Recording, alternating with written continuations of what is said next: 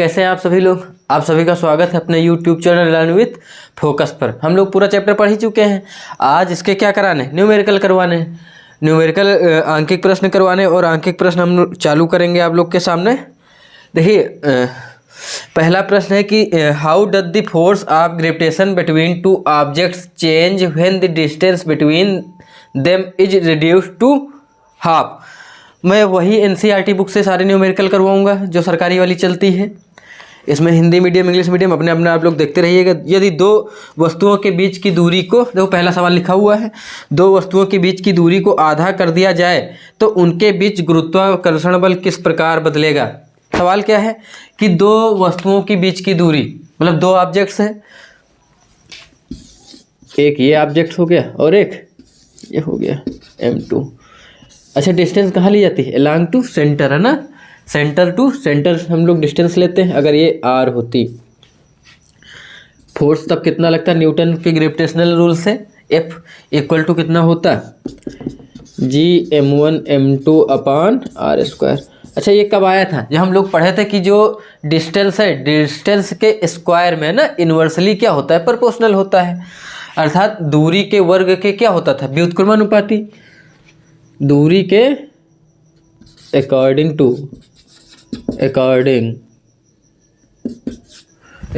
To law of gravitation, law of gravitation.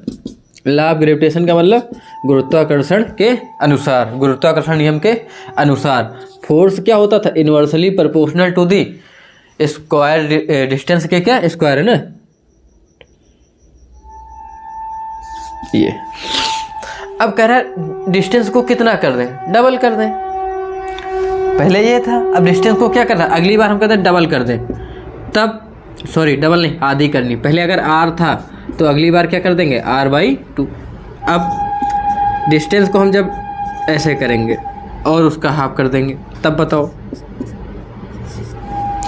Distance को क्या कर दिया गया। हाँ, how does the force of gravitation between two objects change when the distance between them is reduced to half. Distance पहले R थी तो इसको अब कितना कर दिया जाए, R/2। सबको पता है जब भी हम डिस्टेंस को कम करेंगे फोर्स बढ़ेगा और डिस्टेंस को बढ़ाएंगे तो फोर्स घटेगा। लेकिन कितना बढ़ता और घटता था, दूरी के वर्ग के व्युत्क्रमानुपाती होता है ना। कितना होता है, दूरी के वर्ग। अगर हम डिस्टेंस को क्या करते हैं, दो हाफ करेंगे, हाफ का मतलब ये, तो डिस्टेंस इसके बीच लगने वाला फोर्स कितना बढ़ेगा, इसका स्क्वायर हो जाएगा तो 1/4। और इसको ऊपर ले जाएंगे तो कितना, 4 गुना बढ़ेगा। और अगर डबल कर दें, डिस्टेंस डबल करते थे तो फोर्स कितने कम होता था, डबल का स्क्वायर करो कितना आ जाएगा, 4 गुना। तो हम जितनी भी डिस्टेंस कम ज़्यादा करते हैं उसका स्क्वायर कर लेते हैं, उतना फोर्स हमारा क्या होता है, इंक्रीज और डिक्रीज होता है। तो यहाँ पर किसी को कोई दिक्कत नहीं होनी चाहिए। The force inversely proportional to the square of the distance between them मतलब टू बॉडीज। अब बताओ R, ये नीचे 4 आएगा और 4 को ऊपर लेके जाओगे तो F' इक्वल टू कितना हो गया, 4/4/R। अच्छा अब निकालना चाहो तो आप निकाल सकते हैं। अगर एक इक्वेशन ये होती, दूसरी इक्वेशन हमने ये बना के तैयार की, दोनों को डिवाइड करा लें, F' इक्वेशन। ये केवल समझने की चीज़ है, लेकिन अगर मान लीजिए आपको लगाना ही पड़ जाए, कई सारे तरीके थे। एक था ये, एक ये तरीका, केवल मास वगैरह नहीं बदल सकते, एक ये निकालते फिर दूसरा निकालते, दोनों डिवाइड कराते तब भी आता। इक्वेशन 2, अब बताओ sorry equation 2 divide by equation 1 कर लें। F' इक्वल टू कितना हो जाएगा, प्रोपोर्शनल है, लगाए रहो क्या दिक्कत है। वर्मान कितना है, 4 ये डिस्टेंस का स्क्वायर करोगे R² हो जाएगा, 4/R²। और इधर 1/R², ये कट जाएगा तो कितना प्रोपोर्शनल में आ रहा है, प्रोपोर्शनल टू दी 4 टाइम्स। कितने टाइम्स दिखा रहा है, 4 टाइम्स। तो ये एक तरीका केवल मैंने समझाने के लिए लगा दिया, ऐसे नहीं। इसको सॉल्व करना चाहेंगे तो दूसरे तरीके से भी कर सकते हैं, कई सारे तरीके। केवल ऐसे समझना चाहें तो कॉमन सेंस का सवाल है। डिस्टेंस को हाफ किया तो 4 से कितने मल्टीपल होगा, 4 टाइम्स हो जाएगा। एक यही तरीके से निकाल सकते थे। डिस्टेंस पहले यही होती तो एक इक्वेशन ये बनता। देखो इसको मैं मिटा दूँ पूरा, ये वाला, इसी को मैं दूसरे तरीके से लगाना चाहता तो दूसरे तरीके से लग जाता। पहला नियम क्या था, F equal to G m1m2/r², यही न्यूटन के नियम से ये फोर्स लगता है। अब हमने कहा डिस्टेंस को हाफ कर दें, मास को तो नहीं बदला, मास वही है, m1 था ये m2 है, देखो लिखा हुआ है। और डिस्टेंस अब कितनी हो गई, r/2 हो गई। तो लगने वाला फोर्स अब कितना हो जाएगा, हमने कहा फोर्स जो भी बढ़ा या घटा सबको पता, डिस्टेंस डिक्रीज है तो फोर्स बढ़ा ही होगा। अब ये कितना हो जाएगा, Gm1m2/r/2 का होल स्क्वायर, क्योंकि स्क्वायर ऑफ द डिस्टेंस होता है, force inversely proportional to the square of distance, उसकी दूरी के बीच के व्युत्क्रमा, दूरी के वर्ग के व्युत्क्रमानुपाती होता है। अब F dash equal to Gm1m2/r², और ये 4 ऊपर चला जाएगा, 2 2 जा 4 होगा। अब इक्वेशन 2 बनी, दोनों को डिवाइड कराओ, इक्वेशन 2 डिवाइड बाई इक्वेशन 1, तो ये वाला ऊपर रहेगा, ये नीचे रहेगा। F डैश अपान ये इक्वल टू ये बटे ये, Gm1 मास नहीं बदला, ग्रेविटेशनल तो ये गुरुत्वाकर्षण नियतांक, ग्रेविटेशनल कांस्टेंट ये तो वही है, ये तो बदलने नहीं, r² बटे में ये वाला Gm1m2/r², r² से r², Gm1m2 कट गया, देखो F dash upon F equal to कितना 4, क्या दिखा रहा है कि 4 टाइम्स हुआ है, देखो, या इसको ऐसे भी लिख सकते थे, F dash equal to 4F, मतलब पहले वाले फोर्स के कितने टाइम्स, 4 टाइम्स। तो इससे क्या पता चलता है कि जब डिस्टेंस को हाफ किया तो बढ़ गया। अच्छा, डिस्टेंस को हाफ ना करके इस बार डिस्टेंस, पहले डिस्टेंस r होती, अब r/3 कर दें, तो सबको पता है जैसे डिस्टेंस 3 देखे, 3 का स्क्वायर करो कितना हो जाएगा 9 टाइम्स 4 बढ़ गया, तो फोर्स कितना बढ़ेगा 9 टाइम्स। अब हमने कहा डिस्टेंस को हमने कितना किया, ये किए था। अब हम कहते हैं डिस्टेंस को इतना ना करके हम डिस्टेंस को क्या कर रहे हैं, मैं इधर लिख दे रहा हूँ, उधर सवाल है ना। अब हम कहते हैं डिस्टेंस को 1/4 टाइम्स हाफ कर दिए, तो फोर्स कितना बढ़ेगा, 4 का स्क्वायर करो 16 टाइम्स। यहाँ समझ में आया। लेकिन अभी उल्टा कर दें कि डिस्टेंस पहले r थी, अब 2r किए, डबल हुई, तो फोर्स कितना घटेगा अपान में, 2 2 जा 4, 1/4 हो जाएगा, पहले का चौथाई हो गया। अब हम कहते हैं डिस्टेंस ट्रिपल कर दें तो फोर्स कितना हो जाएगा 1/9। डिस्टेंस को 4 गुना कर दें तो फोर्स कितना घट जाएगा 1/16 हो जाएगा, ऐसे। और अगर अब मास में हेर फेर किया जाए, मास को बदले, तो मास के देखो क्या होता है, देखो मास के प्रोडक्ट अगर पहले का डबल कर दें, दूसरे का भी डबल कर दें, तो कितना 2 2 जा 4, फोर्स कितना बढ़ गया 4 गुना बढ़ गया। अगर इसको ट्रिपल कर दें, इसको ट्रिपल कर दें, तो फोर्स कितना 3 3 जा 9 हो गया। लेकिन हम कहते हैं ये वही रहे, इसको डबल कर दें तो ये केवल डबल होगा, तो इसको 2 रखेंगे, ये वही रहेगा, तो केवल फोर्स का गुना बढ़ा 2 गुना। अगर ये 3 गुना किया जाए, ये 2 गुना हो, तो 3 2 5 नहीं करना है, 3 और 2 कितना 3 × 2 6, 3 दूनी 6 गुना बढ़ेगा। तो ऐड में नहीं बढ़ेगा, मल्टीपल में बढ़ेगा। इसको 4 गुना कर दिया जाए, इसको 2 गुना किया है, तो 4 2 6 नहीं होगा, 4 दूना 8 गुना बढ़ेगा। इसको 5 गुना कर दिया जाए, इसको 3 गुना किया जाए, तो 5 3 8 नहीं होगा, 5 3 15 गुना फोर्स बढ़ेगा। तो फोर्स के मल्टीपल में बढ़ता है और डिस्टेंस के क्या स्क्वायर में घटता है। अगर डिस्टेंस बढ़ रही है तो फोर्स घटेगा, डिस्टेंस घट रही फोर्स बढ़ेगा, और मास के बढ़ने से फोर्स बढ़ेगा। मास को आधा कर दोगे फोर्स आधा होगा, है ना। तो ये आपको नियम याद होने चाहिए, ये हो जाएगा। हम लोग अब इसी के बाद अगले सवाल पे बढ़ते हैं। अगला सवाल लिखा हुआ है, मैं इसको मिटाता हूँ। अगला सवाल क्या लिखा हुआ है, देखो, कह रहा है कि gravitational force acts on all objects is proportional to their masses, Why then a heavy object does not fall faster than a light object। कह रहा है कि 2 ऑब्जेक्ट्स हैं, उनको गिराए जाते हैं, ठीक है। हिंदी मीडियम वाले भी देख लें, मैं इसको मिटा दिया हूँ। दूसरा सवाल है कि सभी वस्तुओं पर लगने वाला गुरुत्वीय बल उनके द्रव्यमान के समानुपाती होता है, पीछे है ना। फिर एक भारी वस्तु हल्की वस्तु के मुकाबले तेजी से क्यों नहीं गिरती। सभी वस्तुओं पर लगने वाला गुरुत्वीय बल उनके द्रव्यमान के समानुपाती होता है, फिर एक भारी वस्तु हल्की वस्तु के मुकाबले तेजी से क्यों नहीं गिरती। देखो प्रश्न घुमाता है।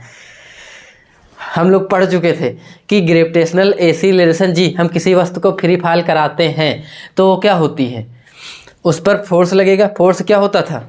मास के डायरेक्टली प्रोपोर्शनल। यही प्रश्न कह रहा है कि फोर्स तो मास के प्रोपोर्शनल होता है। इसका मतलब जो भारी वस्तु होगी उस पर अर्थ ज़्यादा अट्रैक्ट करेगी, ज़्यादा करेगी, तो इसका मतलब इस पर एक्सीलरेशन ज़्यादा आना चाहिए।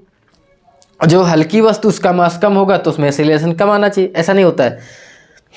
हम लोग क्या प्रूव किए थे कि जो फोर्स इक्वल टू mg, अर्थात यहाँ पे क्या m पे डिपेंड है स्मॉल, लेकिन जब हम लोगों ने क्या निकाला था कि mg को तुलना कराए थे किससे? m अपान r स्क्वायर, तब m से m कैंसिल हुआ था। g इक्वल टू क्या था? m अपान r स्क्वायर। और सबको पता था यहाँ पे जो g था वो g क्या है? Gravitational acceleration due to earth. Earth के कारण जो ग्रेविटेशनल एक्सीलरेशन आता था। और गुरुत्वीय त्वरण, गुरुत्वीय त्वरण क्या होता है? वेग परिवर्तन की दर ही क्या कहलाती है? गुरुत्वीय त्वरण। Rate of change of velocity is known क्या? Gravitational acceleration. गुरुत्वीय त्वरण वो कितना होता था? 9.8 मीटर पर सेकेंड स्क्वायर। अर्थात जब भी इसको हम गिराएंगे तो हर सेकेंड इसकी कितनी वृद्धि होगी? 9.8 मीटर पर सेकेंड। हर सेकेंड इतना इतना बढ़ता जाएगा और नीचे आते आते अर्थ के सरफेस पे आते आते ये अपनी अधिकतम वेलोसिटी को क्या कर चुका होता है? प्राप्त कर चुका होता है। तो लेकिन यहाँ पे हम क्या देखते हैं कि ये तो अर्थ का मास ऑफ अर्थ है, जी कांस्टेंट है, आर क्या है? अर्थ की रेडियस है, पृथ्वी की त्रिज्या, तो ये सब तो अर्थ का है। जी कैपिटल जी 6.67 × 10⁻⁻11 है ना। तो ये भी सब क्या है? फिक्स है। और स्मॉल m तो बचा नहीं, वो तो कट गया। जो ये ऑब्जेक्ट का मास m ये तो कट ही गया, ये तो बचे नहीं। तो क्योंकि एक्सीलरेशन किस पे काम करना चाहिए था? इस पर, और यहाँ पे m है ही नहीं। जब यहाँ पे m है नहीं तो क्या इस पर कोई एक्सीलरेशन का फर्क पड़ रहा है? हल्की वस्तु गिराएं, भारी वस्तु गिराएं, वो सब क्या होंगी? समान रूप से अर्थ पर पहुँचेंगी। क्यों? क्योंकि यहाँ पे वो ऑब्जेक्ट के मास पर डिपेंड नहीं करता। हम लोग यहाँ पे देख रहे हैं, इसलिए हल्की वस्तु या भारी वस्तु को गिराएंगे दोनों समान अवस्था में पहुंचेंगे। अब दूसरा चींटी गिरा दिया जाए ऊपर से, वो तो बड़ा समय लगाती, तो वहाँ पे बियॉन्ड फोर्स काम करता है उत्प्लावन। क्यों? क्योंकि हवा जब मैं ऊपर से गिराऊंगा तो नीचे से उत्थापक लगेगा, वो ऊपर उठा जाए। पानी में किसी चीज़ को डालो तो पानी क्या करता है? उसको ऊपर फेंकता है। तो हवा भी तो ऊपर फेंकती है। तो हल्की वस्तु पर जिसका फोर्स नीचे mg लगाएगा लेकिन उत्थापक भी ऊपर लगाएगा, तो यहाँ पे जब हल्का होगा उस पर ये वाला ज़्यादा लगेगा उत्थापक, ये ज़्यादा लगेगा तो वो क्या होता है? अर्थ एयर के कारण वो थोड़ा सा उस पर ज़्यादा काम करता है, वो दिखता है। अगर मान लीजिए निर्वात में वैक्यूम जहाँ पे कोई भी मीडियम ना हो वहाँ पे गिराएं, चाहे जितनी कोई हल्की चीज़ हो चाहे भारी हो, दोनों समान समय में अर्थ पर गिरेंगी, वहाँ उसके मास पर कोई प्रभाव नहीं पड़ता है। तो ये उस स्पेशल कंडीशन के लिए होता है। ठीक है। इसके बाद अगला सवाल है कि what is the magnitude of the gravitational force between the earth and 1 kg object on its surface. Mass of earth is 6 × 10⁻24 kg and radius of earth is 6.4 × 10⁻6 metre.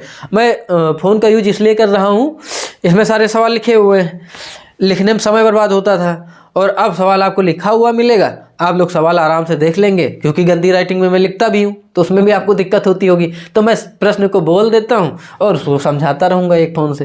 इसमें किसी को कोई आपत्ति भी नहीं ना, उसमें समय आपका बर्बाद होता। आपके समय को बचाने के लिए हमने ऐसा किया है, और हमारा भी थोड़ा बहुत समय बचेगा, काटना पीटना फिर मिटाने लिखने का एडिट करना, तो थोड़ा सा ठीक भी रहेगा ना। हिंदी मीडियम वाले भी देख लें। मैं सवाल एक बार बोले दे रहा हूँ, उसमें कोई दिक्कत नहीं। कह रहा पृथ्वी तथा उसकी सतह पर रखी 1 kg की वस्तु, ये बुक वही सरकारी वाली, देखो आप लोग देख सकते हैं, रखी किसी 1 kg की वस्तु के बीच गुरुत्वीय बल का परिमाण क्या होगा? पृथ्वी का द्रव्यमान याद कर लेना 6 × 10⁻24 kg तथा पृथ्वी की त्रिज्या इतना दिया हुआ है। तो हम लोग इसको लगाना चालू करते हैं। निकालना क्या है? गुरुत्वीय बल F। कह रहा ये अर्थ है हमारी, ये अर्थ की क्या है? ये रेडियस ऑफ अर्थ सबको पता है, और मास, ये दो चीज़ें दी हुई हैं। और ये कितना कितना दिया हुआ है? मास ऑफ अर्थ दिया हुआ 6 × 10⁻24 kg। ठीक है। और क्या दिया हुआ है? इस पर एक ऑब्जेक्ट रखा हुआ है, ये ऑब्जेक्ट रखा हुआ, ये सेंटर से मिलाएंगे ना, सेंटर टू सेंटर। अब ये सेंटर इतना कम है कि इसका सेंटर नहीं लेंगे, जितनी रेडियस अर्थ की उतनी रेडियस ली जाएगी। लेकिन मैंने बता दिया इसका जो m है वो 1 kg, इसका मास ये है। रेडियस सबको पता है कितनी होती है, रेडियस कितना दिया हुआ है क्वेश्चन में, कितना दिया हो 6.4 into 10 to the power 6.4 into 10 to the power 6 metre. लगाना आसान सा सवाल, केवल क्या लगाना है कि इनके बीच जो फोर्स लग रहा है, फोर्स न्यूटन के ग्रेविटेशनल के नियम से कितना लगेगा, दोनों के मास के प्रोडक्ट के डायरेक्टली प्रोपोर्शनल और उनकी डिस्टेंस के बीच के स्क्वायर ऑफ द डिस्टेंस के inversely proportional to the square of the distance between the, है ना। ये फार्मूला है कि किसी दो पिंडों के बीच लगने वाला गुरुत्वाकर्षण बल उनके द्रव्यमानों के गुणनफल के अनुक्रमानुपाती तथा उनके बीच की दूरी के वर्ग के क्या होता है, व्युत्क्रमानुपाती होता है। पढ़ाया गया था, लिखाया गया था, आप लोग को आता है, इसमें कोई विशेष दिक्कत नहीं। हम लोग लिखना चालू करते हैं। F equal to ji M1 तो अर्थ ही है, MEM upon RE square 6.67 into 10 to the power -11 G की वैल्यू होती है। मास ऑफ अर्थ दिया हुआ पृथ्वी का द्रव्यमान कितना 6 × 10⁻24 और ऑब्जेक्ट का मास भी 1 kg दिया हुआ है, 1 रख दें। RE दिया हुआ है, RE कटारी वाला नहीं, रगड़ने वाला RE वाला किसकी रेडियस, किसकी रेडियस ऑफ अर्थ, पृथ्वी की त्रिज्या 6 इसका क्या, इसके कान के ऊपर 2 लिखा हुआ है तो हम क्या लिखेंगे, मतलब इसके स्क्वायर 2 बार लिखना है, कान के ऊपर 2 का मतलब कितनी बार गुणा कराना है, 2 बार कराना है ना। ये क्या लिख दिया, 6 हो गया, हो जाता, तुम लोग बताया करो, है ना, जैसे गलत लिख दें। इंटू 10 टू द पावर 6 ये कर लोगे ना तुम लोग, मैं मानता हूँ कर लोगे। काट पीट के आप लोग जो है कैलकुलेशन करने में मजा कम आती है, थोड़ा बहुत किए दे रहे, 6 और 6 को जोड़ोगे, थोड़ा बहुत मैं किए दे रहा हूँ, बाकी तुम लोग कर लेना ना। 24 से 11 घटाओगे, क्यों, क्योंकि पावर प्लस में है, ये माइनस में है। 6.67 ये 24 से 11 जाएगा, कितना बचेगा, 13 बचेगा ना। नीचे जोड़ोगे प्लस में है, 6 6 12, ऊपर जाएंगी किस में हो जाएंगी, माइनस में, देखो हो गया ना। इंटू 6.4 इंटू 6.4 ये समथिंग तो कट ही जाना चाहिए था। ये घटाओगे तो कितना बचेगा, 10 टू द पावर 1/6.4 ये बाकी आप लोग कर लेंगे, लगभग आएगा ये ऊपर कितना 6.67 इंटू, है ना। आप लोग काटेंगे, काट पीट के लाएंगे तो 9.8 न्यूटन आएगा। अब हम लोग अगले सवाल की ओर बढ़ते हैं, इसको हम लोग थोड़ा सा मिटा देते हैं। को पता है अर्थ पे जी कितना होता है, 9.8 metre per second square. Object का मास दिया हुआ है 1 kg, है ना। तो वेट कितना हो जाएगा, हम लोग पढ़ते हैं अर्थ पे कितना फोर्स लगाएगा नीचे की, और चूंकि अर्थ जितने फोर्स से उसको खींचेगी वही फोर्स क्या होता है, उसका वेट दिखाता है। वेट क्या होता था कि अर्थ के द्वारा लगाया गया बल ही, आकर्षण बल ही उस वस्तु के भार के बराबर होता था। तो वो कितना लगाएगी, F बराबर mg लगाएगी, वही किसके बराबर होगा, उसके वेट के बराबर। तो W इक्वल टू क्या हो जाएगा, 1 इंटू, चूँकि मास 1 ही है, G 9.8 करा लोगे, और इसको 9.8 क्या लिखेंगे, न्यूटन, अथवा क्या लिखते थे, kg वेट लिखते थे ना। याद रखना, भूलना नहीं कि केवल मास को, क्या मास की यूनिट क्या होती है, द्रव्यमान का मात्रक होता है kg, किलोग्राम, लेकिन वेट का क्या होता है, न्यूटन होता है, अथवा kg वेट, किग्रा भार, है ना। ये याद रखना है। मास क्या होती थी, अदिश राशि होती थी, और ये कौन सी, चूंकि न्यूटन लिखा हुआ है, कौन सी आती है, वेक्टर, याद रहेगा ना। मास क्या होती थी, किसी चीज़ की क्वांटिटी। वेट क्या होता था, वो कितना उस पर फोर्स महसूस करती है ना। अर्थ कितना उस पर फोर्स लगा रही, वही फोर्स किसके, उसके वेट के इक्वल होता है। ठीक है, अगले बढ़ा जाए। अगला सवाल है the earth and the moon are, ये केवल ऐसे सिंपल मैं बोल दूंगा, इस पर लिखा हुआ है ना। आप लोग इसको मैं मिटा देता हूँ। अगला सवाल आपको नज़र ही आ रहा होगा, इस पर ना नज़र आएगा भी, केवल मैं समझाऊंगा, आप लोग समझ जाइएगा, लिखने की कोई ज़रूरत नहीं। अगला सवाल है कि the earth and the moon are attract to the each other by gravitational force, does the earth attract the moon with a force that is greater or smaller or the same as the force with which moon attract to the earth, why. कह रहा है कि हिंदी वाले भी लिख लो, पृथ्वी तथा चंद्रमा एक दूसरे को गुरुत्वीय बल से आकर्षित करते हैं। क्या पृथ्वी जिस बल से चंद्रमा को आकर्षित करती है, वह बल उस बल से जिससे चंद्रमा पृथ्वी को आकर्षित करता है बड़ा, छोटा है या बराबर। उल्लू बना रहे हैं, बताइए क्यों। हम लोग सबसे पहले पढ़ लिए थे कि कोई भी दो ऑब्जेक्ट अगर एक दूसरे पे क्या लगाएंगे, ये एक ये हो गया, एक ये भाई साहब हो गए, दोनों अलांग टू सेंटर फोर्स काम करेगा, ये डिस्टेंस है, और फोर्स केवल F काम करता था, ना कि F1 और F2 हम लोग काम करते थे। क्यों? अलग अलग तो काम ही नहीं करता है, फोर्स तो दोनों के बीच में सेम होता है। वो कितना होता है? F। ग्रेविटेशनल का यही नियम है, मास कुछ भी हो, मास से क्या डिपेंड कर रहा है? फोर्स दोनों के बीच कितना काम कर रहा है। ये 10,000 न्यूटन आए या 10 × 10⁻20 न्यूटन लगा हो, कितना भी लगा हो, ये हम जितना भी लगा होगा ये तो दोनों सेम होगा। जितने बल से ये इस पर फोर्स लगाएगी उतना ये इस पर लगाएगी। किसके? ये हम समझ सकते हैं एक्शन और रिएक्शन, है ना।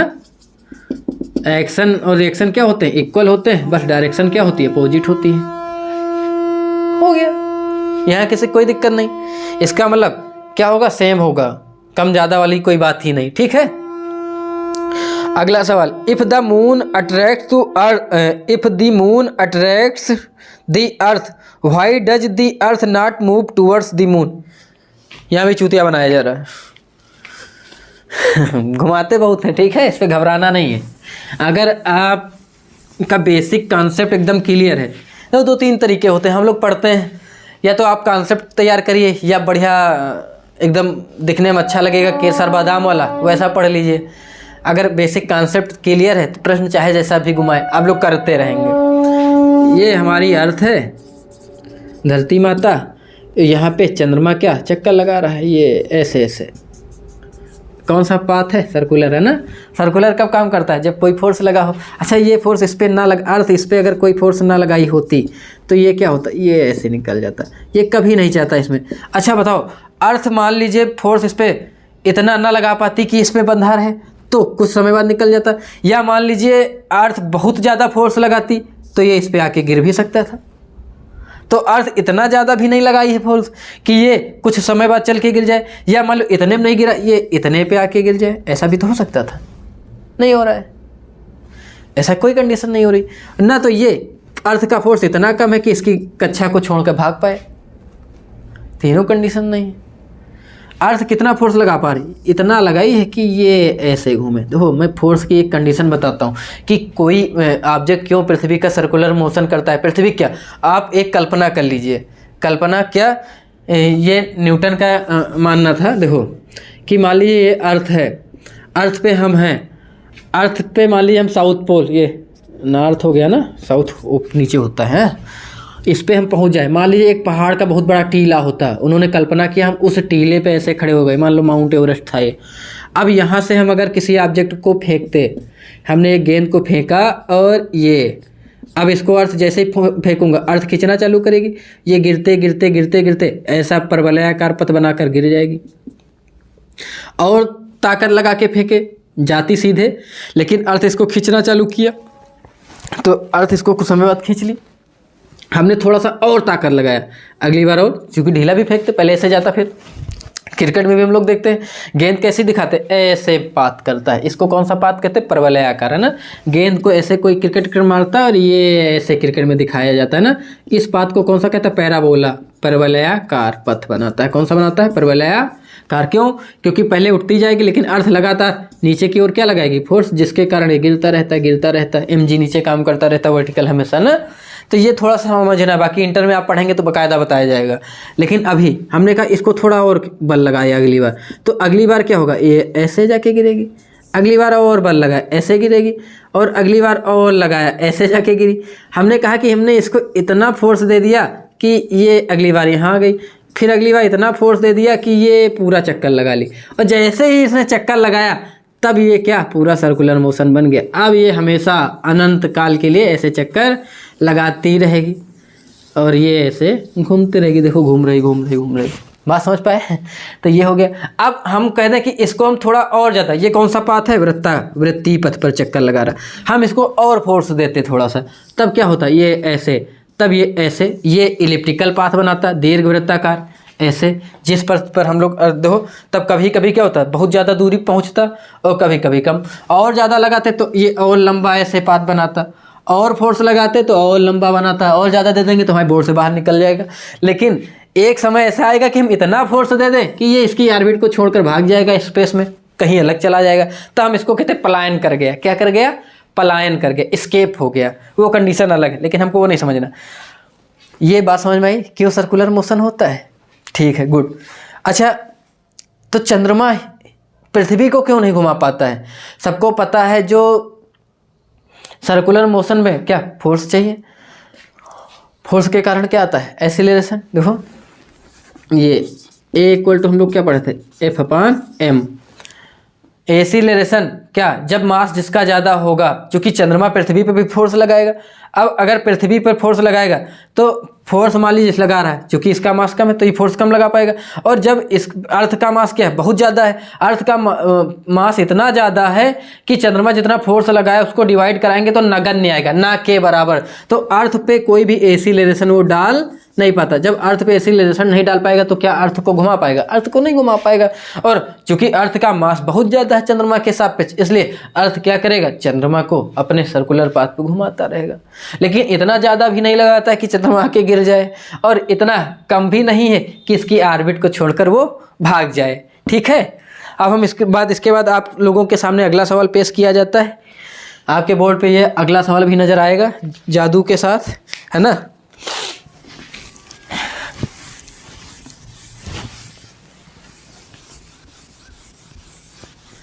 हम लोग अगले सवाल की ओर बढ़ते हैं।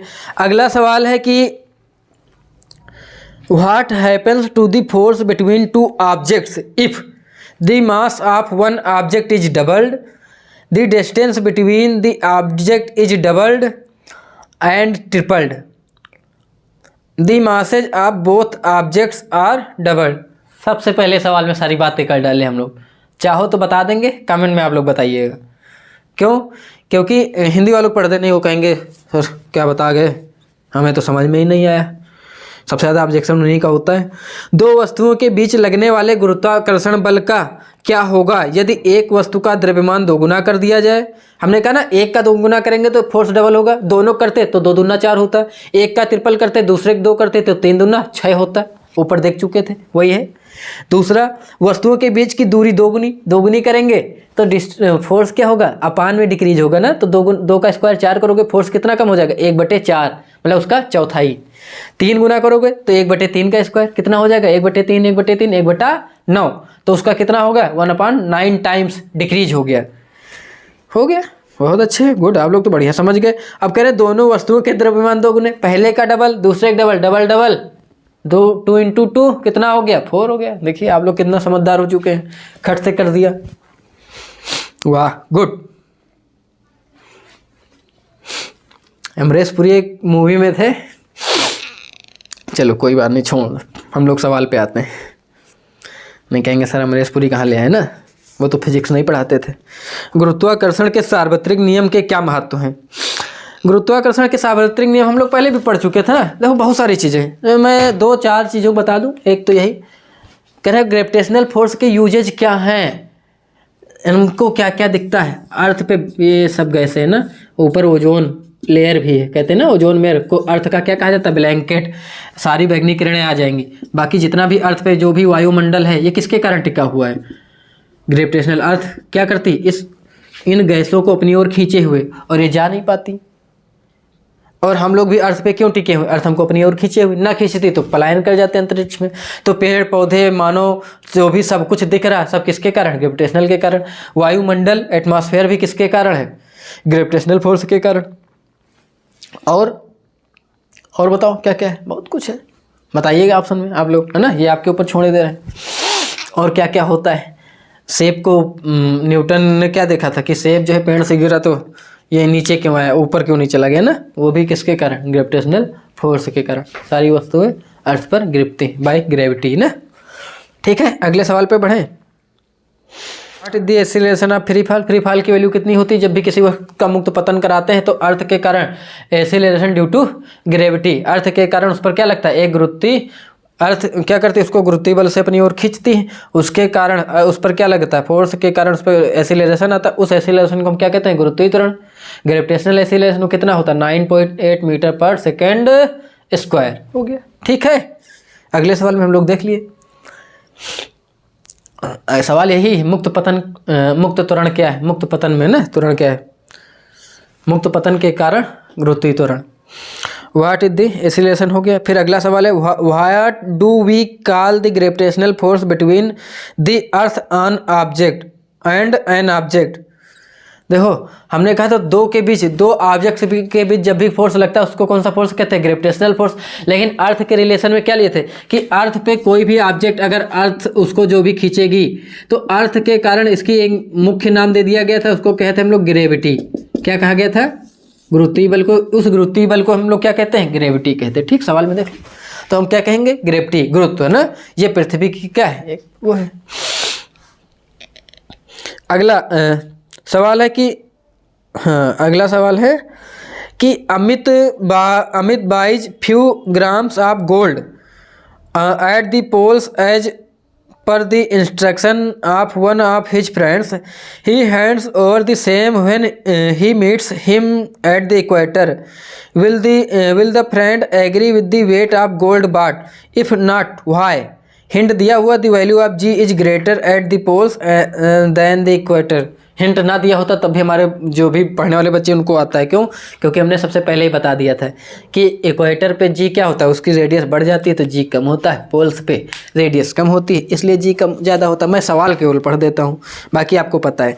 कह रहा है एक व्यक्ति अमित अपने मित्र के निर्देश पर ध्रुवों पर कुछ ग्राम सोना खरीदता है। ध्रुवों पर सोना, वहाँ दुकान ही नहीं होगी तो सोना कहाँ खरीद लिए? गजब भाई, कह दिए तो आपको मानना पड़ेगा ना। आप लोग कमेंट में जरूर बताइएगा, नॉर्थ पोल साउथ पोल है ना, उत्तरी ध्रुव और दक्षिणी ध्रुव। उत्तरी ध्रुव पर जाने वाला प्रथम व्यक्ति कौन था और दक्षिणी ध्रुव पर जाने वाला प्रथम व्यक्ति कौन था? मेरे प्यारे बच्चे आप लोग बताएंगे। कुछ ग्राम ध्रुवों पर सोना खरीदता है, वह इस सोने को विषुवत व्रत पर अपने मित्र को देता है। ऐसा लग रहा है पृथ्वी नहीं है, अपने घर से जो है दुकान जा रहा है ना। क्या उसका मित्र खरीदे हुए सोने के भार से संतुष्ट होगा? यदि नहीं तो क्यों? ध्रुवों पर जी का मान विषुवत व्रत की अपेक्षा अधिक। पहली बात तो ध्रुवों पर सोना मिलेगा ही नहीं, क्योंकि ध्रुव क्या होते हैं? सब बर्फ़ की लेयर से अरे बहुत सारी, सब यहाँ बर्फ़ ही बर्फ़ है। नॉर्थ पे भी है और साउथ पे भी है। क्यों? इतना ज़्यादा ठंडी है, यहाँ कुछ है ही नहीं। उत्तरी ध्रुव पर पेंगुइन पाए जाते हैं कि दक्षिणी ध्रुव पाए जाते हैं? ये लोग आप भी ऑप्शन में बताइएगा कहाँ पे पेंगुइन पक्षी पाया जाता है। पेंगुइन पक्षी मिलेंगे। अब ये भले कह देता कि एक पेंगुइन पकड़ के लाया था तो मान लेते, बाकी ऐसा कुछ है ही नहीं कि और कुछ इसको मिले, है ना। नॉर्थ और साउथ। और ये अच्छा, अर्थ को तो इसमें वैसे ही बना दें जैसे दिखाना चाहिए, नहीं तो आप लोग परेशान। ये कुछ ज़्यादा हो गया, थोड़ा सा कम कर देते हैं। ये ना कह रहा इस पे, ये हमारी अर्थ है, ये इक्वेटर है, विषुवत रेखा है। विषुवत रेखा कौन सी होती? जो उसके केंद्र से होकर जाए। केंद्र से ये वाली नहीं, जो सबसे बड़ी रेखा है, इसको हम कौन सी रेखा है? विषुव रेखा या विषुवत रेखा, इक्वेटर लाइन कहते हैं। कौन सी लाइन कहते हैं? Equator line. इक्वेटर के ऊपर टोटल 90 लाइन आती हैं। कितनी? 90। और इनको हम क्या कहते हैं? लॉन्गिट्यूड। क्या कहते हैं? Sorry, latitude. लैटी मतलब लेटी हुई, देखो सब लेटी ही है ना। ये नीचे 90 ऊपर और एक बीच में मुफ्त में, तो 90 और एक टोटल कितनी लैटीट्यूड होती हैं? 181। और लैटीट्यूड को हिंदी में क्या कहते हैं? अक्षांश रेखाएं। ठीक है। और इसके बाद ग्रीनविच से पहली जीरो पे खींची जाती है। यहाँ पे ग्रीनविच लंदन में, ब्रिटेन में कंट्री कौन सी, स्थान कौन सा, वहाँ से 0 डिग्री पहली खींची जाती। फिर ऐसे बढ़ाते बढ़ाते कितनी टोटल खींची जाती हैं? ऐसे। इनको कौन सी कहते हैं? लैटीट्यूड। कौन सी? लॉन्गिट्यूड, है ना। और ये कितनी होती हैं? अगर 1-1 डिग्री खींचना चालू करें तो पूरा पाथ बनाने में हमको कितना खींचना पड़ेगा? टोटल 360। अगर मैं पूरा चक्कर लगाऊं तो कितनी लाइन ये खींची जाएंगी? लॉन्गिट्यूड 360। 360 कौन सी हो गई? देशांतर रेखाएं, लॉन्गिट्यूड, है ना। देशांतर कितनी होती हैं? 360। अक्षांश कितनी होती हैं? ये पढ़ाया जाएगा जब आपको जियोग्राफी पढ़ाई जाएगी क्लास 9th की, तब उसमें बहुत बढ़िया आपको मिलेगा पूरा इक्वेटर पे ना, कि लॉन्गिट्यूड कितनी होती है, लैटीट्यूड कितना होता है, 1 डिग्री बढ़ने में कितना अंतर आता है, और एक ये लॉन्गिट्यूड में कहाँ पे डिस्टेंस कम कहाँ पे ज़्यादा होती है, यहाँ पे पोल पे कितना अंतर होता है ना, इक्वेटर पे क्या है, तो सब बढ़िया पढ़ेंगे। लेकिन हमको यहाँ ये सब नहीं पढ़ना है, हमको तो ये देखना है। देखो यहाँ अगर ये सेंटर हो तो ये रेडियस सबको पता है ज़्यादा दिख रही, इक्वेटर पे आर बड़ा दिख रहा है, कहाँ की अपेक्षा? ये पोल पे। इक्वेटर पे आर क्या बड़ा दिख रहा है, किसकी अपेक्षा? पोल पर। यहाँ पे आर क्या है? छोटा है। देखो यहाँ भी आर क्या है? छोटा है। और यहाँ आर क्या है? बड़ा। तो दोनों इक्वेटर पे हम क्या देख रहे हैं? आर क्या है? बड़ा है। अच्छा अब बोलो, आर बड़ा या छोटा हम क्यों देख रहे हैं? क्यों? क्योंकि बात कर रहा है कि जो सोना खरीदता है अजय अमित, क्या नाम, जो भी अमित नाम है, कह रहा है अमित जो सोना खरीदता है, कुछ ग्राम सोना खरीदता है, चलो ठीक, हमने मान लिया कुछ ग्राम खरीदता, 100 ग्राम, 50 ग्राम, 200 ग्राम।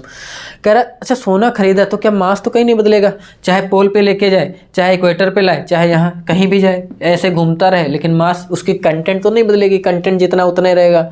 वजन बदलता है, क्यों बदलता है, सबको पता है कि क्योंकि ऐसे घूमने पर लगातार जी बदलता रहता है। क्या बदलता रहता है, जी कहीं पर कम कहीं पर ज़्यादा। हम एक औसत जी की वैल्यू अर्थ पर कितनी पढ़ लेते हैं, 9.8 मीटर पर सेकेंड स्क्वायर। कहीं कहीं इससे कम होती, कहीं कहीं इससे थोड़ी सी ज़्यादा होती। अर्थ पर ऐसे हम घूमते रहेंगे, जी बदलता रहेगा। तो चूँकि जी किस पर डिपेंड करता है, जी इक्वल टू G_ME/RE²। अर्थ तो कहीं नहीं बदल, रेडियस क्या कहीं बदलेगी, कांस्टेंट रहेगी। जी बदलेगा, कांस्टेंट रहेगा। अच्छा गड़बड़ हो गया, बताया करो तुम लोग यार। मास ऑफ अर्थ, क्या मास का बदलेगा, अर्थ का नहीं बदलेगा, कांस्टेंट रहेगा। कितना, 6 × 10⁻24 kg। तो ना तो जी बदलेगा 6.67 × 10⁻−11, और ना तो ये बदलेगा 6 × 10⁻24 kg। तो ये दोनों तो नहीं बदलने, इसकी यूनिट सबको पता होगी ना, न्यूटन मीटर स्क्वायर पर kg²। तो ये याद होना चाहिए। बदलेगा क्या, आरी देखो, यहाँ पोल पे जाएंगे तो सबसे कम होगी, यहाँ पोल पे जाएंगे तो कम।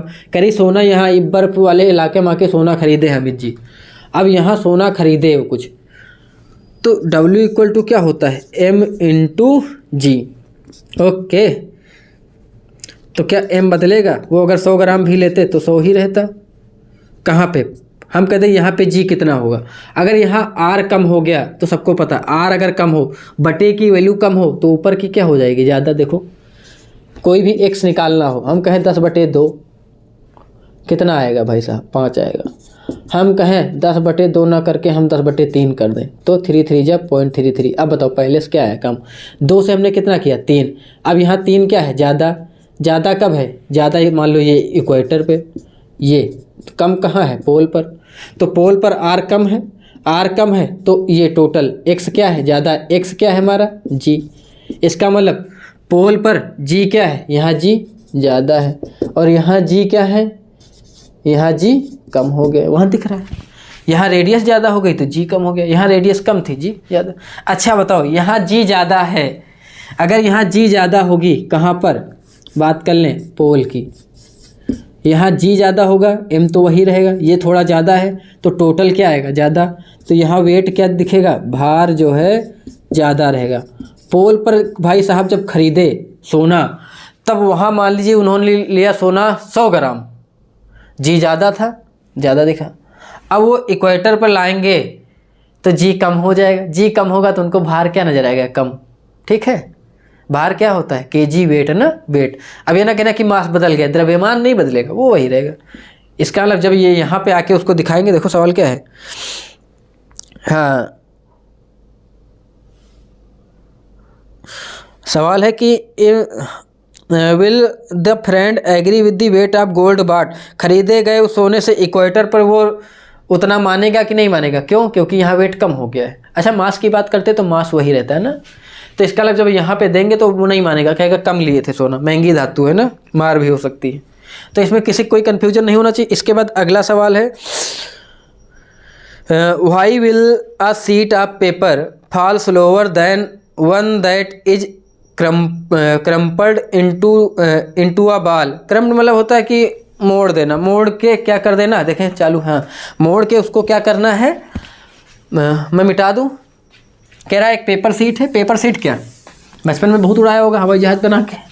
यह कह रहा है एक पेपर सीट को वो क्या करता है, कह रहा पहले एक पेपर सीट है, अगर पेपर सीट होती, हल्का पेपर होता, मैं पन्ना फाड़ूँ उसको गिराना चालू करूँ, तो वो कह रहा कि धीरे धीरे वो कितनी तेज़ी से गिरेगा, और मैं उसी का गोला बना दूँ, एक गोला बना दूँ ऐसे, पेपर को मोड़ा, क्रम किया और गोला बना दिया, तो कौन ज़्यादा तेज़ी से गिरेगा, यही बताना है। तो सबको पता है, मैं पेपर को गिराऊंगा तो ऐसे ऐसे गिरेगा, समय लगाएगा, गोला गिराऊंगा तो उससे जल्दी पहुंचेगा। तो ऐसा क्या हुआ। अब आपका अगला प्रश्न, अरे सर मास को तो डिपेंड ही नहीं करता है, एक्सीलरेशन बराबर लगेगा, दोनों समय गिरना चाहिए, तो ऐसा क्या हो गया। तो यहाँ पे बियॉन्ड फोर्स काम करता है। हम लोग एक और तो पढ़े थे, उत्थापक बल, निर्वात में गिराते कोई फर्क ना पड़ता, उतना गिरता। यहाँ पे हवा भी तो ऊपर को लगाएगी। आप जिधर फोर्स लगाएंगे फोर्स के अपोजिट डायरेक्शन में हम इधर को चलेंगे तो देखो लिक्विड और गैसें क्या लगाती हैं, उत्थापक बल लगाती है, बियॉन्ड फोर्स, है ना, और जिसके कारण वस्तु अपने आप को हल्की महसूस करती है। क्योंकि लिक्विड ज़्यादा लगाती है बियॉन्ड और गैस थोड़ी कम लगाएगी, लेकिन लगाएगी ना। तो अब लगाएगी कब, जितना एरिया, मान लीजिए गोला किया उसका तो एरिया क्या, पहले पेपर इतना चौड़ा था, अब हर जगह की गैसें इसको ये नीचे गिरना चालू करेगा और हर जगह की गैसें ऐसे फोर्स लगाएंगी। ज़्यादा एरिया है, ये देखो ये ज़्यादा एरिया मिला तो ज़्यादा फोर्स लगा पाएंगे। देखो ज़्यादा ये प्रतिरोध करेगा, ये नीचे गिरेगा, लेकिन अवरोध प्रतिरोध क्या है, नीचे गिरने का, ज़्यादा हवा ज़्यादा इसको ऊपर उठाती रहेगी, बियॉन्ड फोर्स ज़्यादा ऊपर लगेगा। तो ये यहाँ पे जो बियॉन्ड फोर्स लग रहा है ये क्या होगा, बियॉन्ड फोर्स मतलब उत्थापक बल, ये ज़्यादा होगा, ज़्यादा समय तक ही ऊपर रहेगा। और अच्छा यही कारण है ना कि पैराशूट से जब लैंड कराते हैं हम लोग नीचे, कोई आदमी ऐसे 4 मंजिला ऐसे कूद पड़े तो एरिया क्या होगा उसका, कम होगा, एकदम धांस आके नीचे गिरेगा, खट से 3-4 बार मुंडी उंडी अलग हो जाएगी। लेकिन जब पैराशूट लेते हैं तो पैराशूट क्या करता है, ऊपर का एरिया तो बढ़ाता है, चारों तरफ का एरिया बढ़ाया, नीचे फोर्स उसको ऊपर उठाएगा, वो आदमी धीरे धीरे आके गिरेगा।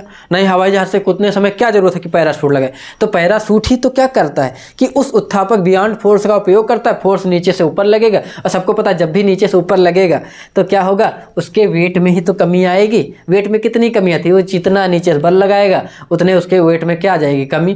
पहले वो 50 kg के बल से वेट जितना ऊपर से फोर्स लगा 50 न्यूटन, मान लीजिए 50 न्यूटन के बल से गिर रहा, लेकिन नीचे वाले ने भी लगा दिया इनके ऊपर 30 न्यूटन। अब बताओ ये कितने से गिरेंगे, 20, कमी हो गई कि नहीं हो गई। तो ऐसे तो ये जितना एरिया बढ़ा दिया हमको फ़ायदा मिलता है, इसीलिए ऊपर से कूदते समय हम किसका उपयोग करते हैं, पैराशूट का उपयोग करते हैं। बात समझ पाए, वही काम हो गया। अब इसको हम क्रम के गोला कर दी। अब बताओ यहाँ पे फोर्स कितना, एरिया कम हो गया, बियॉन्ड फोर्स क्या हो जाएगा, कम, ऊपर वाला तो वही लगेगा, वो तो बदलना नहीं है, तो ये आएगा खट से नीचे गिर जाएगा। इसलिए क्यों, क्योंकि अब अवरोध कम हो चुका है। ठीक है, तो ये प्रश्न आपको समझ में आ गया होगा, उम्मीद मैं करता हूँ इसमें किसी कोई दिक्कत नहीं होनी चाहिए। इसके बाद अगला प्रश्न है, ये क्या खुल गया, अगला प्रश्न है ग्रेविटेशनल फोर्स। देखो अगला प्रश्न देखो, gravitational force on the surface of the moon is only 1/6 as strong as gravitational force on the earth. What is the weight in newtons of a 10 kg object on the moon and on the earth. वही बकवासबाजी, फिर से देखते हैं, हिंदी वाले भी पढ़ लो। चंद्रमा की सतह पर गुरुत्वीय बल पृथ्वी की सतह पर गुरुत्वीय बल की अपेक्षा 1/6 गुणा है। मैंने बता भी दिया था, चंद्रमा पे 1/6, एक सवाल एग्जाम्पल पर जब लगा रहे थे उसमें भी करा दिए थे। वही एक 10 kg की वस्तु का चंद्रमा पर तथा पृथ्वी पर न्यूटन में भार क्या होगा। भार तो न्यूटन में ही लेते हैं ना, न्यूटन में लेते हैं तो kg वेट में लेते हैं, और तो लिया नहीं गया किसी में, है ना। क्या करोगे, जो कहते लगा लो। अर्थ पे कितना होता है, G = 9.8 metre per second square. क्यों, ये वाला मिटा दे, नहीं कहोगे सर इसमें फिगर कहाँ से आ गया, ये इसको मैं मिटा दूँ, है ना। डस्टर से अच्छा मुझे कपड़े में मिटाने में लगता है। अच्छा M कह रहा 10 kg है, ये भाई साहब कहीं नहीं बदलेंगे। इनको आप मंगल पे लेके जाओ, बुध पे लेके चले जाओ, बृहस्पति पे लेके चले जाओ, और दिन के जो भी नाम याद हो, सारे दिन क्या प्लेनेट ही है ना, किसी पे भी लेके चले जाएं बदलने वाला नहीं। बदलेगा क्या, कह रहा जी क्या होता है चंद्रमा पर, पृथ्वी का 6, 9/8/6 कर दें ना। अर्थ का 1/6 का मतलब G/6 ही हो जाएगा, वो नहीं बदलेगा। तो हम कहते हैं चंद्रमा पर कितना होगा, अर्थ पे वेट कितना होगा, W = 9 M × G। M कितना 10 है ना, G 9.8, वेट आ गया, पॉइंट हटेगा, मल्टीप्लाई होगा ना, अभी ना हटा देना है, हटाओ, 98 न्यूटन। यही कह रहे हैं न्यूटन में निकालना, न्यूटन में निकाल लो, चाहे जिसमें कहीं इनका जिसमें मन हो उसमें निकाल दो। अब चंद्रमा पर ऑन द मून या ऑन द चंद्रमा, ऑन द चंदा मामा पे कितना हो जाएगा, W = 10, मास वही, ये बदलना है, ये उसका 6 हो गया है, 6 से भाग करा दो, काट पीट लो, आ जाएगा 98/6, 3 आएगा, 49 होगा, 16 × 3 = 48, 16 3 है ना, न्यूटन हो गया। ये चंद्रमा पे होगा। इसके बाद हम लोग हो गया ना, अगला बढ़ा जाए। अगला सवाल है अगला क्या है, दिख ही नहीं रहा, दिखा। A ball is thrown vertically upward with a velocity of 49 metre, 49 मतलब 49 मीटर पर सेकेंड। कैलकुलेट पहला the maximum height to which it rises, the total time it takes to return to the surface of the earth. कह रहा दोनों चीज़ें निकालनी है। क्या क्या निकालना है, हिंदी वालों को भी पढ़ दें, हिंदी वालों के लिए भाई पढ़ दिया जाए। कह रहा है कि जो है एक गेंद ऊर्ध्वाधर दिशा में ऊपर की ओर 49 मीटर पर सेकंड के वेग से फेंकी जाती है। ऊपर की ओर 49 मीटर ऐसे फेंका है, उसकी इनिशियल वेलोसिटी 49 मीटर पर सेकंड है। कह रहा है क्या फाइंड करनी है, अधिकतम ऊंचाई जहाँ तक गेंद ऐसे फेंकोगे तो कुछ ऊपर तक गेंद को बच्चे फेंकते थे ना, कैचिम कैच जब खेलते थे तो क्या कुछ ऊपर तक की जाती थी, जो जितनी तेजी से फेंकता था उसकी ज़्यादा ऊंचाई तक जाती थी। सबको पता जब भी ऊपर फेंकते थे जी उसको अपनी ओर खींचना चालू करेगा पृथ्वी, 9.8 मीटर पर सेकंड उसकी कमी आने लगी, वो उतना ऊपर तक की जाएगा। कुछ समय बाद फाइनल जब पहुँचेगा तो उसकी वेलोसिटी क्या होगी, फाइनल वेलोसिटी 0।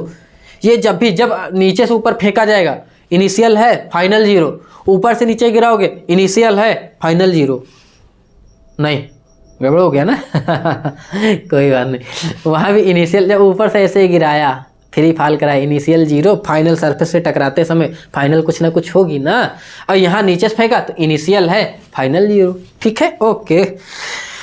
कह रहा पृथ्वी की सतह पर लौटने में लिया गया कुल समय, दोनों चीज़ें निकालनी है। एक तो कहाँ तक कि वो पहुँचता है, तो जब भी ऐसा सवाल दिए जाए, कुछ ये सवाल जो है मुफ्त में देके चले जाते हैं, आपको वो चीज़ें याद रखनी है।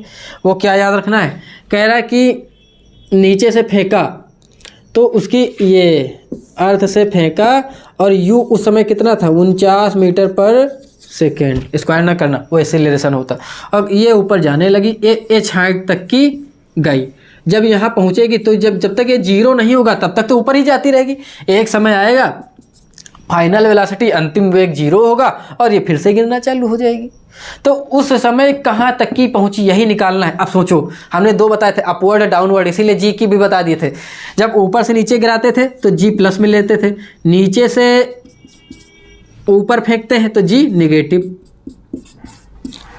तो निगेटिव वाला फार्मूला एक लगा लेते हैं, v square equal to u square plus 2GH। चूँकि जब नीचे से ऊपर फेंकेंगे तो किस में होगा, माइनस में होगा, बस हो गया। फाइनल कितना 0, इनिशियल 49 के कान के ऊपर 2 लगाना है, 2 इंटू जी 9.8 इंटू एच, ये माइनस इधर लाओगे सब प्लस में होगा, 2 into 9.8 into H equal to 49 into 49 H.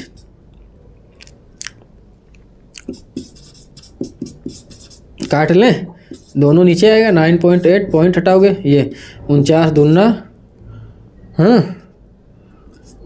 और इसको काट दो, आधा कर लो, 2 दूना 4, 2 चौको 8, 1 2 पंची 10। अब 245 बटे कितना 2, काटो, 2 1 जा 2, 2 2 जा 4, 2 2 जा 4, 1 बचा 2 5 जा 122.5 यही मीटर। तो h बराबर कितना आ गया 122.5 मीटर, है ना। इतना ऊपर हो जाएगा, मीटर में दिया तो मीटर में ही होगा, मीटर में ही दिया था ना, किस में दिया था प्रश्न, हाँ मीटर में। अब उसके बाद हो ही गया, और कुछ निकालना क्या, हाँ अगला इसी में है, the total time it takes to return to the surface. क्या निकालना है, total time to the return of the surface. Okay भैया निकाल लो, एक इक्वेशन और लगा ले, तीनों ही पढ़े थे ना। तो क्या हो जाएगा, पहला इक्वेशन ऑफ मोशन का पहला लगा दो, under the gravity, equation of motion under the gravity. Gravity ना कहते तो केवल लिखता क्या, इक्वेशन ऑफ मोशन फर्स्ट लगाते तो क्या होता, v equal to u plus a t, लेकिन अंडर ग्रेविटी की जैसे कह दिया गुरुत्वीय त्वरण के अधीन, तब v बराबर u प्लस ए टी। चूँकि प्लस की हम माइनस लिखेंगे, क्यों, क्योंकि फेंका जा रहा है ऊपर की ओर, अपवर्ड, किसकी ओर, अपवर्ड। v0 u 49 माइनस जी 9.8 टी पता नहीं हमको निकालना है, ये इधर प्लस में आया तो 49 बटे ये आएगा, वही काट लेना, समझ जाओगे, पॉइंट हटाओगे 0 आएगा, दूना ऊपर 10 बचेगा, काटोगे 5 आएगा, t equal to 5 second. 5 second तक ही ऊपर गया। अच्छा, जितना समय ऊपर लेगा उतना ही नीचे आने में लगेगा, क्योंकि एक्सीलरेशन समान है। तो 5 सेकंड ऊपर गया तो 5 सेकंड नीचे आने में, तो टोटल टाइम कितना हो जाएगा? टोटल टाइम कितना हो जाएगा? 5 + 5 = कितना सेकंड? 10 सेकंड ना। अब मैं मिटाता हूँ, अगला सवाल बोल रहा हूँ, थोड़ा सा इंक डाल लें, ख़त्म हो गई। देखो